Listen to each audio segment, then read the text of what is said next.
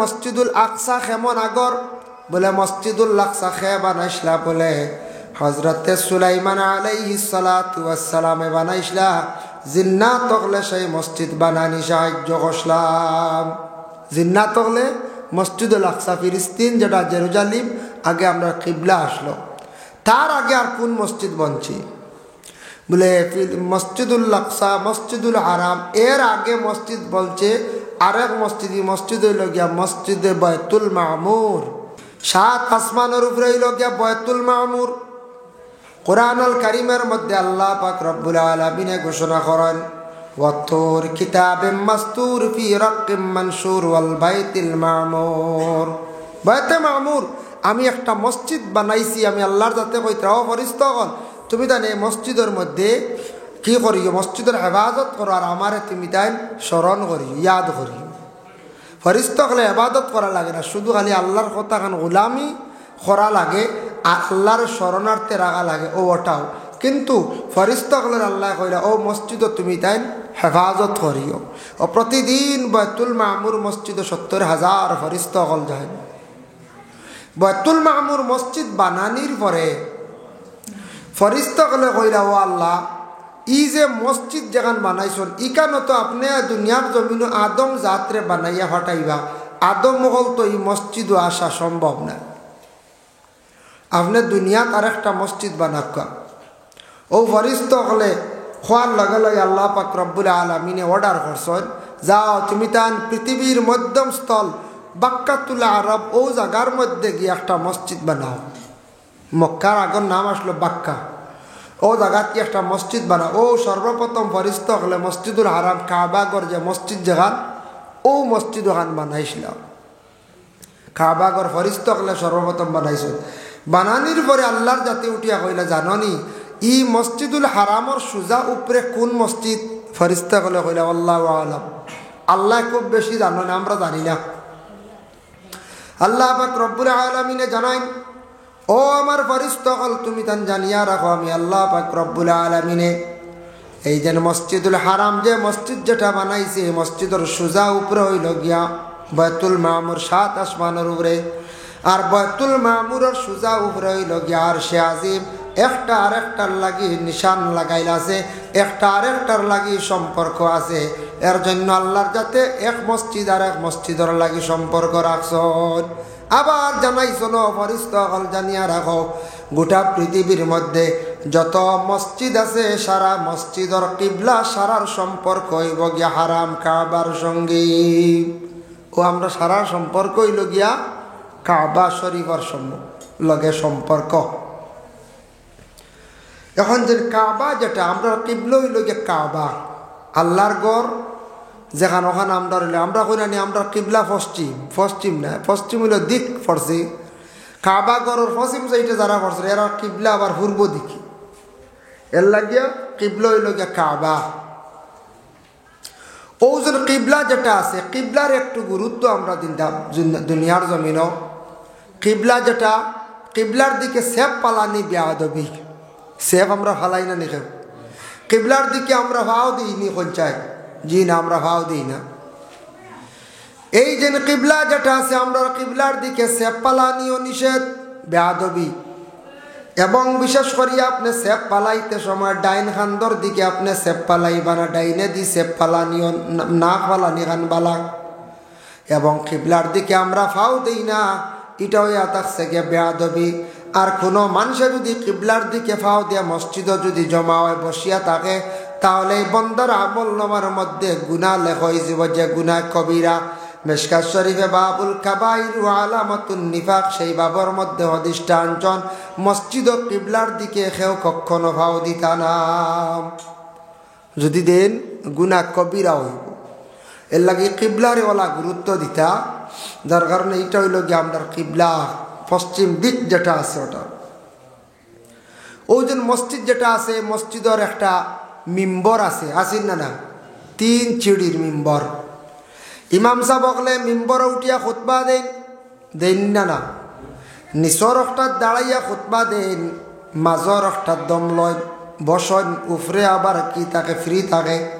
কিন্তু হুকুম আছে মাজর মিম্বর খাড়া হইয়া তেন খুতবা দিতে পারডা উপরে এটা বসতে পারবা, কোনো বাধা নাই। তবে মিম্বরটা যখন আপনার এলান দেওয়া হয়, খুতবা দেওয়া হয়, খুতবা দিতে সময় ইমাম সাহেবগুলোর মিম্বরটা সামান্য আগে দিয়ে বাইরে আইতো, তাই হাড়াওয়ার পরে ডাইনর বাবুরেরা দেখতা, এরা কিতা করতা দেখতা। তার লাগে মিম্বর লাকড়ির বানাই নেন বেশিরভাগ। এখন মিম্বরিকও মনে করি পুরানো হয়ে গেছে, এখন ও কিতা করতা বাড়িতে জ্বালাই দেন। জি না, মসজিদের মিম্বর যে গুইগুনিয়া কেউ বাড়িতে নিয়ে ব্যবহার করতে পারতেন। কোনো মানুষ যদি মসজিদের মিম্বর যদি নেওয়াত লাগি যায়, কিবা তো মসজিদগুলোর করার যেটা আছে এটা যদি নেওয়াত লাগে, বাড়িতে নিয়ে যদি ব্যবহার করে তার জিন্দগিত ক্ষতি হইব। এর জন্য কখনো কোনোদিন মসজিদের মিম্বর নিয়ে কেউ ব্যবহার করবা না। মসজিদের মিম্বর আরেকটা আনিলাইছন, এটা অন্য মসজিদও দিলকা, মসজিদের সাইটে রাখি দেখা করার তেমনিভাবে আর নষ্ট হয়ে গেছে। এইগুলারে কি করকা হয় সমন্দর বাসাইয়া দিতা, নতুবা দফন করিয়া গাড়ি লাইতা, নতুবা এইগুলা জ্বালাই লাইতাম, সে ব্যবহার না।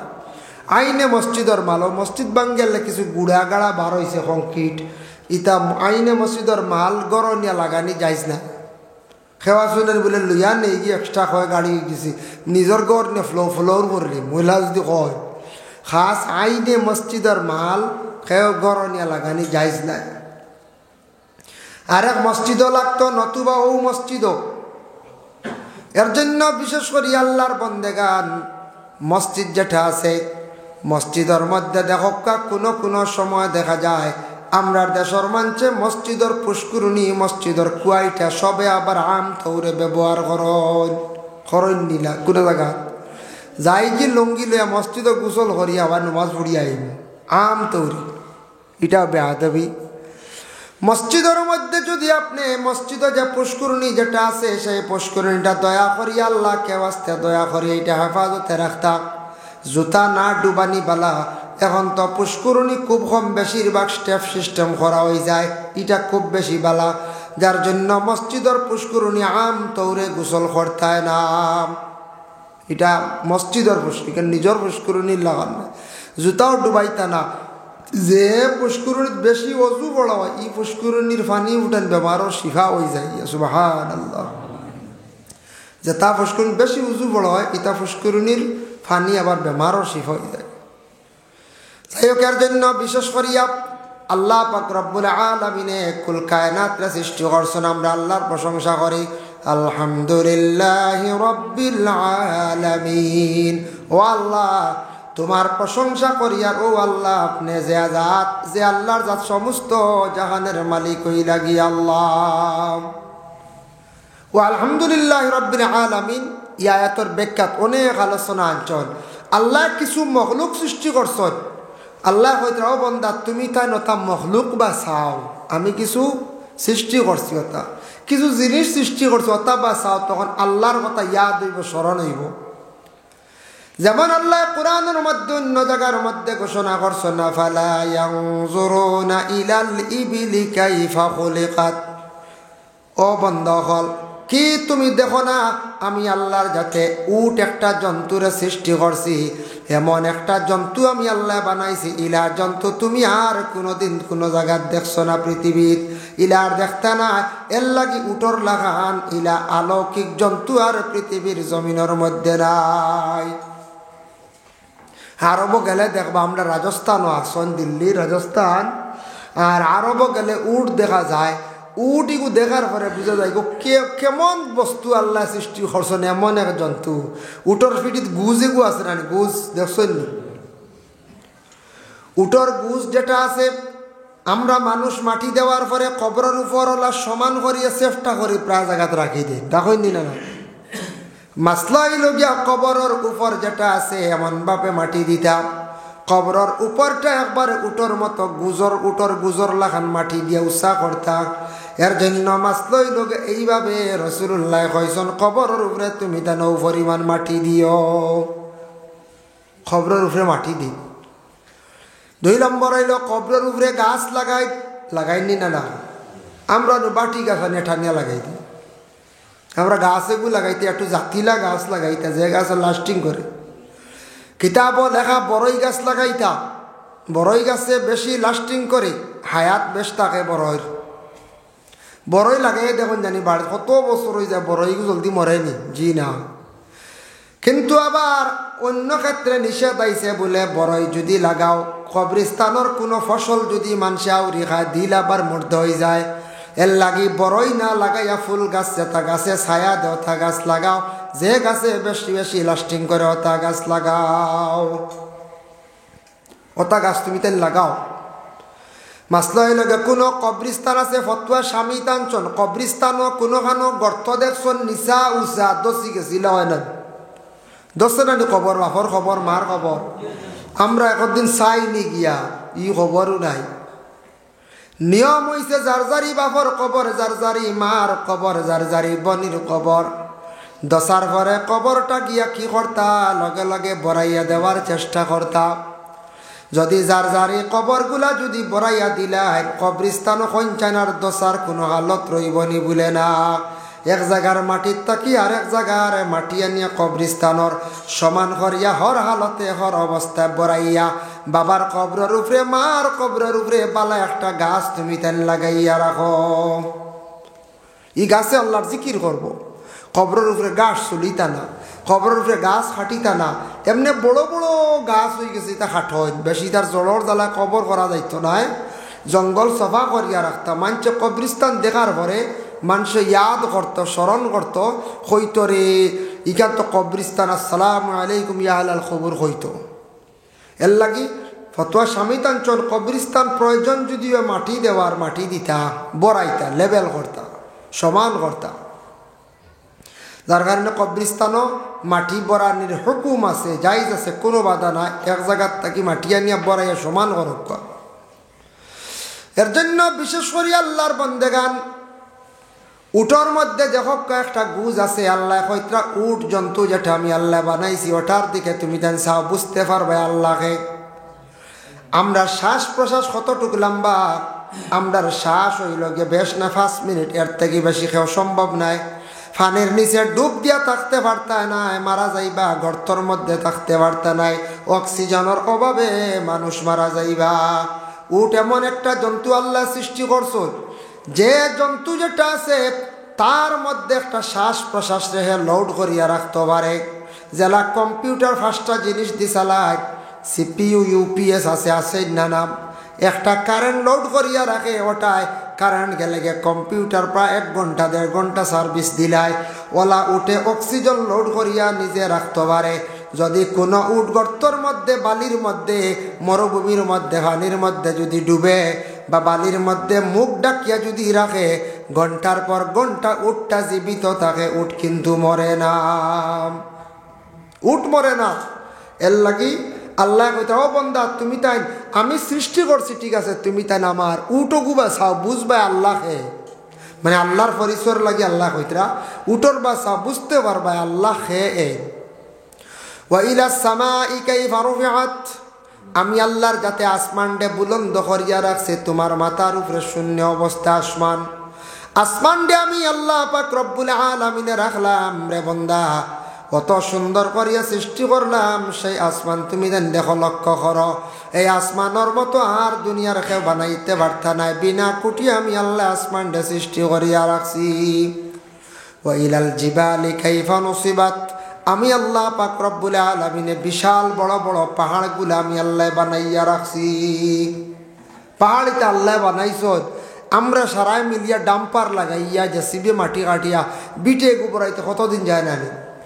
পাহাড় আল্লাহ এখানে বানাইছেন, দুনিয়া সৃষ্টি করার পরে দুনিয়া খাফিত লড়িত আল্লাহ দুনিয়ারে খিল মারিয়া রাখছেন বড় বড় পাহাড় দিয়া, যার কারণে যেই দিন পাহাড় কমি যাইব দুনিয়া বেশি লড়িব কাঁপিব, ঘন ঘন ভূমিকম্প আরম্ভ হইব। বর্তমান সময়ে পাহাড় বেশিরভাগ খাটাওর অনিলা না, ভূমিকম্প বেশিরভাগ এক তো বাইলা পাহাড় যদি খাটা হয়, পাহাড় বেশি সাফ করা হয়, দুনিয়ার জমিনের মধ্যে ভূমিকম্প বেশি হয়।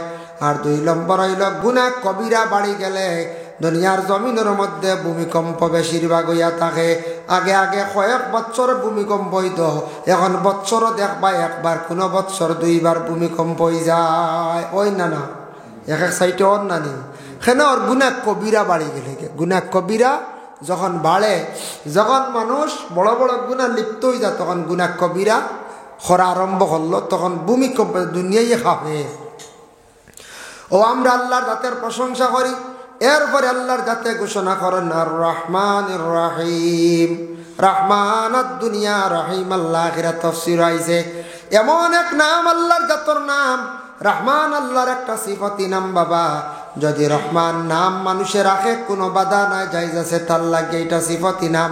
রহমান শব্দের অর্থ হইল মেহেরবান, দয়ালু। আল্লাহর কোনো বান্দা যদি মুসিবতের মধ্যে পড়ে ইয়া রহমান হইয়া ডাক দিলে আল্লাহর জাতে সেই ডাকর কি করেন সারা দিন। বিপদ আয় না, মুসিবত আমরা উপরে আইব, অবশ্যই মুসিবত আইব। এর জন্য রহমান নাম ধরিয়া ডাকক আল্লাহর দরবার, আল্লাহ মুসিবত থেকে উদ্ধার করব। এরপরে আইল রাহিম, রহম করনেওয়ালাম। আল্লাহর জাত এমন রহম করনেওয়ালা, এমন দয়ালু, মানুষের প্রতি কত ধরনের রহম আল্লাহ করিয়া থাকেন। তারপরে আবার আমরা কই মালিক ইয়াউমিদ্দিন। আল্লাহর জাত হইলা গিয়া আখিরাতের দিনের মালিক হইলা আল্লাহ। মালিক ইয়াউমিদ্দিন, আল্লাহ আখিরাতের দিনের মালিক। ই দুনিয়ার মালিক নাইনি বলে না, দুনিয়ার মালিক। আখিরাতের দিনের কথা ইনি উল্লেখ হয়েছে বলে বন্দা তুমি তান আখিরাতের কথা স্মরণ করো, আখিরাত কঠিন ভয়াবহর কথা স্মরণ করো। আখিরাতের দিনের মালিক হইলা আল্লাহ। এরপরে আবার আমরা কই ইয়াকা না'বুদু ওয়া ইয়াকা নাস্তাঈন। আপনার ইবাদত করিয়ার, আমি আপনার কাছে সাহায্য চাইয়ার। এইভাবে যদি কোনো বান্দা বান্দি হলে যদি এইভাবে হন, যদি আল্লাহ আমি আপনার কাছে সাহায্য চাইয়ার, আল্লাহ আমি আপনার ইবাদত বন্দেগী করিয়ার। আমরা নমাজও কই আল্লাহ আমি আপনার ইবাদত করিয়ার। হইতে সময় আমরা যদি অধিক ধ্যান ফাতারে যাই তে আমি আল্লাহর ইবাদত করা হইল না। আমি যদি আল্লাহর ইবাদত করি, আমি আল্লাহর ধ্যান মুক্ত থাকতাম, আল্লাহর দিকে রুজু থাকতাম। এর জন্য এইভাবে ধ্যান করিয়া নামাজ আমরা পড়ার চেষ্টা করতাম। ইয়াকা না'বুদু, আল্লাহ শুধু আমি আপনারই ইবাদত করিয়ার, ওয়া ইয়াকা নাস্তাঈন, আপনার কাছে সাহায্য চাইয়ার। নামাজি হলরে নামাজের হালত যখন হয়, এই নামাজির আল্লাহ বড় সাহায্য করেন। এরপরে আমরা আবার আল্লাহর কাছে দোয়া আরম্ভ করি। এর আগে গেছে খালি আল্লাহর জাতর প্রশংসা, আল্লাহর কাছে খোয়া। এখন দোয়া আরম্ভ হইল ইহদিনাস সিরাতাল মুস্তাকিম। ইহদিনাস সিরাতাল মুস্তাকিম, আল্লাহ আপনি আমাদের সঠিক রাস্তা চালাও। আল্লাহ আপনি আমাদের সঠিক রাস্তার মধ্যে চালাও, সঠিক রাস্তাটা অবলম্বন করবার তৌফিক দেও রে ভাই আল্লাহ। এর জন্য আমরা সোজা রাস্তার দিকে চলতাম। সঠিক রাস্তা মানে দিন ইসলামের হুকুম যেভাবে আছে সেই রাস্তার দিকে, সেই রাস্তার উপরে আমরারে চলার তৌফিক দান ফরমাও। ইহদিনাস সিরাতাল মুস্তাকিম, আল্লাহর কাছে আমরা দোয়া করলাম, আল্লাহ আমরারে ও রাস্তা চালাও যে রাস্তা চললে আপনি এবং আপনার হবিব খুশ থাকো, রাজি থাকো। সিরাতাল্লাযিনা আনআমতা আলাইহিম, আল্লাহ যারা সঠিক রাস্তাটা অবলম্বন করিয়া চলবা আর যারা সঠিক রাস্তাটা মানবা, আল্লাহর যাতে আপনার হইছো আনআমতা আলাইহিম, এরারে আপনি এনাম দিবা মানে পুরস্কৃত করবা।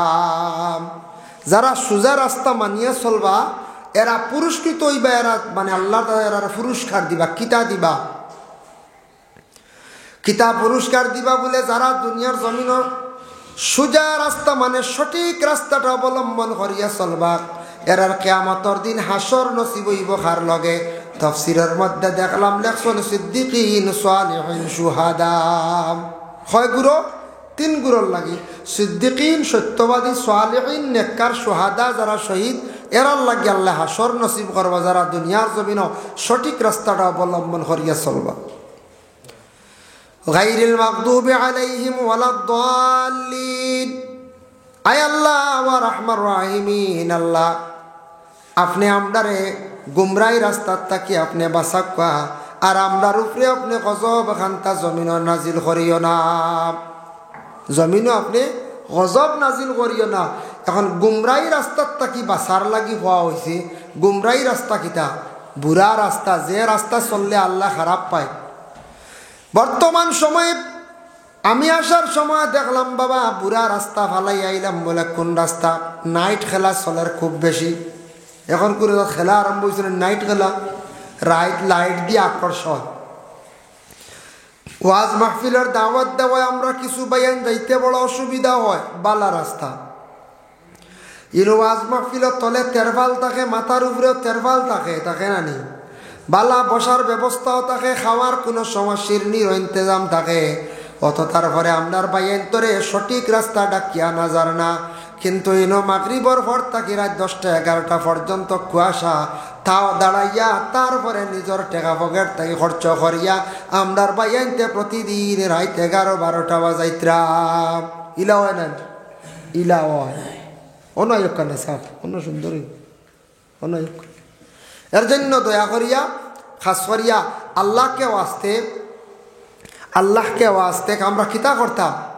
দয়া করিয়া আমরা কোনো দিন ইলা বুড়া রাস্তা যেটা আছে এটার থেকে আমরা বাঁচার চেষ্টা করতাম। সবক আল্লাহুম্মা আমিন। গায়রিল মাগদুবি আলাইহিম ওয়ালাদ-দাল্লিন। এরার উপরে গজব নাজিল হইব কারার উপরে? বলে ও গুরুর উপরে যারা সঠিক রাস্তা মানিয়া চলতা নাই, ও এরার উপরে গজব নাজিল হয়ে যায়। গজব কোন সময়ে মানুষের উপর নাজিল হয়? কোন সময় মানুষের উপরে আল্লাহর পক্ষ থেকে গজব নাজিল হইয়া থাকে? যখন প্রথম অবস্থায় মানুষে খালি গুনার কাজ করিয়া যাইব জিন্দাগিত, তার উপরে গজব নাজিল হয়। বলে কিরা?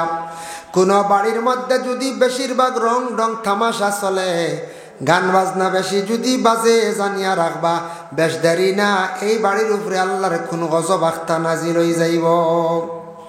কোন মানুষে গুনাহ করতে করতে অধিক গুনাহ করিলা, খালি গুনার কাম করে, গুনাহ করতে করতে এমন গুনাহ করতে গুনার মধ্যে গিয়ে পৌঁছিতে সীমা অতিক্রম করিলার, তখন আর বেশ দেরি নাই তার উপরে আল্লাহ গজব নাজিল করিলাই। আখতা কোন বেমার দিয়ে আল্লাহ আটকাই দিব, আখতা তানফুয়া আটকাই দিব, আখতা ঘরের বিবিরে আটকাই দিব। ও যেমনে গজব নাজিল হইব, পয়সা খালি এমনি উড়িব, খালি খরচ হইব। এর লাগি আল্লাহর পক্ষ থাকি গজব নাজিল হয় ও সময় যখন মানুষ বেকায়দা বুড়া রাস্তা চলাফেরা আরম্ভ করে, খারাপ রাস্তা চলা আরম্ভ করে। মানুষ যখন অধিক গুনাহ করে, তখন মানুষের উপর আল্লাহর পক্ষ থেকে গজব নাজিল হয়।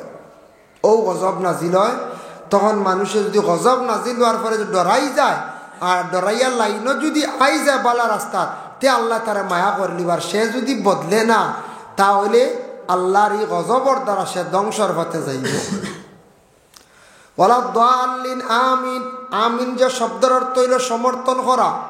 আমিন নিয়ে বিভিন্ন ইখতিলাফ আছে, তবে ইমাম আবু হানিফা রাহমাতুল্লাহি তাআলা আলাইহির কওল হইল গিয়া, বিশেষ করে আমরা ইমাম সাহেব যখন কইবা গায়রিল মাগদুবি আলাইহিম ওয়ালাদ-দাল্লিন, আমরা আস্তে কই আমিন। আমরা আবু হানিফার কওল মানিয়া নিছি, আমরা আবু হানিফা মজহব তানটা মানছি আমরা।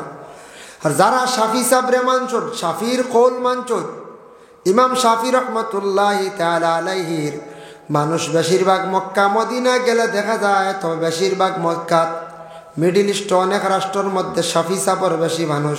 এরা দেখছি খুব জোরে সুরে কোন ওয়ালাদ-দাল্লিনের পরে আমিন খুব জোরে কর, বাইরে গেলে দেখবা এরা শাফি সাবর কওল মানিয়া পড়িতে কোনো অসুবিধা নেই। আমরা যেন মিসওয়াক করি, মিসওয়াক করি না নি? মিসওয়াকর দাম হইল গিয়া 20 টাকা বা 10 টাকাও মিলে, 30 টাকাও মিলে। এই মিসওয়াকর তো ফজিলত আল্লাহর রাসূলে ফরমাইছেন, লাউলা নাশুক্কা আলা উম্মতি লা আমারতুহুম বিতাখিরিল ইশাই ওয়া বিসওয়াকি ইনদা কুল্লি সালাতিন। রাসূলুল্লাহ ফরমান, আমার উম্মত হলর কষ্ট হইব মনে করিয়া আমি তাদের এইভাবে তাকিদ দিলাম না, নতুবা কইলা বনে তুমি দেন হর এশার নমাজ লেট করিয়া পড়ো, আর প্রত্যেক তুমি তাই নমাজের আগে মানে অজুর আগে তুমি দেন মিসওয়াক করো। আমি তাদের লাগি ওয়াজিবুল্লাহ মানে দিলাইলা মানে আমার উম্মত হলর কষ্ট হইব একমাত্র। অত গুরুত্ব আছে মিসওয়াকর উপরে। মিসওয়াক করার ফায়দা বেশ, মিসওয়াক করলে ইমানি মৌত আল্লাহ নসিব করব, এর লাগে মিসওয়াকগুলো কয়। তো ইনদা কুল্লি সালাতিন দি মুরাদ ইমাম শাফি সাহেব কল তাই মুরাদ লইছন নমাজের আগে, এর লাগে শাফির গুরু নমাজের আগে মিসওয়াক করুন অজুর বাদে। আর আমরা ইমাম আবু হানিফা রাহমাতুল্লাহি তাআলা আলাইহির কওল হইল ইনদা কুল্লি সালাতিন দি মুরাদ হইল অজুর আগে মিসওয়াক করতে, দাঁত পরিষ্কার করতাম। দাঁত পরিষ্কার, দাঁতে কোন আল্লাহর এক নিয়ামত মানে কত বড় নিয়ামত। দাঁত তোরা দুর্বল হয়ে গেলে দেখুন জানি হায় রে হায়, কষ্ট আর কষ্ট। দাঁত দুর্বল হয়ে গেলি। খেওরের 32টা আছে না 32টা দাঁত? খেওর হয়তো 30টা আছে বা 28টা আছে, বাদে 60টা ফুটিছি। 60টা পরের দাঁত বেশিরভাগ ফুটি। আমরা কই এমনি আকল দাঁত বলে নেন। যাই হোক, ও যে 32টা দাঁতের মধ্যে একটা দাঁত দুর্বল হয়ে গেলে কত কষ্ট। আমার এক দাঁতে ছাতাইছে কয়দিন, এবলা ভালো হয়েছে আপনার দরদোয়ায়। এর লাগি দাঁতক কোনো সময় রোগ হয়, দাঁতরে কোনোদিন দুঃখ দিবা না। একগুলো এখন শক্ত বড় সুপারি দো হইলেন বুধবাই বা চুয়া বাদে দাঁত ধরবো, কইবা না না পাতলা সুপারি কি মোটা দো হল্লি দো শক্ত হইতো। মানে দাঁত তো দড় আছে বুধবাইতরা না, জুড়ে জুড়ে কামড়াইয়া খাইতরা। ই দাঁতর খান্দনে একদিন খান্দিবা, ই দাঁতর খান্দন একদিন খান্দিবা। যার কারণে দাঁত এক আল্লাহর কত বড় এক নিয়ামত, কত বড় এক নিয়ামত, শুক্রিয়া আদায় করা। দাঁত বেমার হয় না, মাঝে মাঝে বেমার হয়। আমরা দেশ দাঁত কোনো সময় বেমার হইলে ফুক বার করেন, ফুক দেখছেন নি? ইয়া আল্লাহ, এটা খানো তখন আল্লাহ জানা 2টা 3টা 4টা। আমার এটা পুরা বিশ্বাস হয় না, আমি আমার পক্ষ থেকে হই। আর তবে আপনারা বিশ্বাস করতে পারেন, এক কুদি বিবড়া কামড়ি ধরা যায় না। দাঁতর সিবাত যদি সামান্য গোশ ঢুকি যায়, এগুন বার করা না, বার করলে শান্তি মিলে নয় যায় না। তো এই 4টা ফুক ইগুর খানো তখন আল্লাহ জানো হইতে পারতাম না। ইগুন যদি এগু তাকে জ্যোতির গুড়িত ইগুর খামড়ে রাইট 6 চিল্লারিতে শিলচার মেডিকেল যাইবা। ইটা আরো খিতা টুটকা উটকা হইতে পারে, দান্দা দান্দা লাগে। যাই হোক, এর লাগিয়া হইতাম পারেন না, তবে আমার বিশ্বাস আমার পুরা আয়দা। এই যে দাঁত যদি কোনো রোগ হয়, আল্লাহর বন্দেগান বিদায় আবার নিহায়া সেই কিতাবর মধ্যে লেখছন উইতির নামাজ দাইম করিয়া সারায় ফড়িতে সময় 3টা সূরা দি ফড়েন জানি ইজাজাত তাব্বাতিয়া দা কুল হু আল্লাহ। এই 3টা সূরা দিয়ে দাইম করিয়া নামাজ পড়িলাকা আপনার নিয়ত রাখুন জানি দেখবা দাঁতর রোগ আরাম পাইবা। আর আমি একটা কবিরাজি ঔষধ হইয়া দের এটা ফায়দা মিলে, লবণ রে লাল করি বাজিয়া লবণ দিয়ে দাঁত মাঞ্জিতা, দেখবা আরাম পাই দিবা। বেদনা উদনা কমি যায়, বেজান বেদনা কমে, দাঁতর রোগ কমি যায়।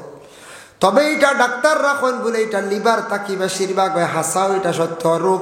ফেটর বেমার যদি হয়ে যায়, লিভার খারাপ হয়, ওটার তাকি দাঁত বিভিন্ন রোগের সমস্যায় দেখা দিলায়। দাঁত বহুত বড় নিয়ম। দাঁত খিলাই মুরব্বী যারা আসুন, দাঁত খিলাইলে গু বানাইন জানি গু ব্যবহার করা সুন্নত। দাঁত খিলাইল গলাত রাখুন, লটকাইয়া বা পকেটেও বেলা রাখুন। তামা দিয়ক, কোনো জিনিস দিয়ক, এলামিন দিয়ক, একটা দাঁত খিলাইল আপনি বানাইয়া রাখক। দাঁতর গুড়িত কোনো সিবাত কোনো জিনিস ঢুকছে, খিলাইল দিয়ে বার করলে যেটা বারোই বইটা ফালাই দিতা খাইতা না। খিলাইল দিয়ে বার করলে আবার খাইতান বলে না, এটা ফালাইতা, এটা ফালাইতা, এটা রাখতা না। আল্লাহর বন্দেগানের জন্য বিশেষ করিয়া সূরা ফাতিহার পরে আর একটা সূরা মিলাইতে আপনি নমাজের হালত। আমি যেমন উদাহরণস্বরূপ আলোচনা আনছি, নমাজের ওয়াজ বহুত হয়েছে, শিলচারের মৌলানা সাহেব খরচইন না। তবে 2 সূরার মাঝখানো বিসমিল্লাহ ফড়িতা দি বলে যে ফড়িতা 2 সূরা ফাতিহা শেষ করিয়া ওয়ালা দাল্লিন আমিন হইয়া আর এক সূরা মিলাইতে সময় মসজিদের মেসাবে দেখছি বিসমিল্লাহ কই না, তে আমরাও খাম নাই জি না, মেসাবে আস্তে আস্তে হয়। আর যদি একসময় কইসন না, তবে এগুলো মুস্তাহাব কইসন, সেও কইসন সুন্নত। এর লাগি 2 সূরার মাঝখানো বিসমিল্লাহ ফড়িবা বালা। 2 সূরার মাঝখানো বিসমিল্লাহ ফড়িয়া সূরা এগু মিলাইবা। জানিয়া রাখবা মাসলা হইল গে নামাজ পড়তে সময় সূরা ফাতিহা তিলাওয়াত করছেন প্রথম রাকাত কুলিয়া, বাদর রাকাত হইল গিয়া ইজাজা ফড়িতা বাটিয়ে লমুকা। আখতা ভুল বশত কই দিছেন আলাম তারা নমাজ হইব নি বলে, হ্যাঁ নমাজ হইব, কোনো অসুবিধা নাই। তবে আপনি নমাজের যেন তরিকা আছে, সূরার যেন একটা তরতিব আছে, তরতিবর খিলাফ করি আপনি হর হামেশা পড়িতা না। আগে আরাইতাল্লাজি পড়িছন, আরাইতাল্লাজি ফরে ইন্না তাইনা আপনি কি করতা পড়িতা। তরতিব আছে তিলাওয়াত করার একটা তরতিব অনুযায়ী আপনি পড়িতা।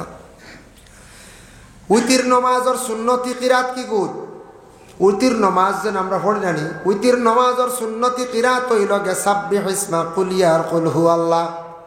এগুলো হইল গে সুন্নতি কিরাত। ইমাম সাহেব রমজান মাসের মধ্যে উইতির নমাজ যখন জমাতে পড়ায়, সাব্বিহ ইসমা কুলিয়া কুল হু আল্লাহ যদি পড়ান, সুন্নতি কিরাত আদায় হইল।